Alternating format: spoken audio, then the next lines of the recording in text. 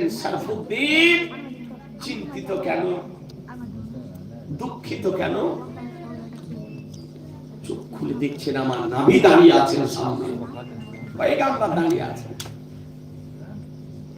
বলে ইয়া রাসূলুল্লাহ 12 বছর ধরে বিছানায় পড়ে আছি, ডাক্তার আজকে জবাব দিয়েছে,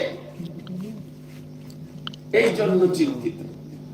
আমার রাসূলুল্লাহ সাল্লাল্লাহু তাআলা আলাইহি ওয়াসাল্লাম নবী আমার নবুয়তের হাত রেখে যেমন ইশারা করা, সঙ্গে সঙ্গে কসম খোদা আল্লামা বুখারী রাহমাতুল্লাহ আলাইহি দাঁড়িয়ে গিয়েছে। সুবহানাল্লাহ, নবীর সামনে দাঁড়িয়ে গিয়েছেন।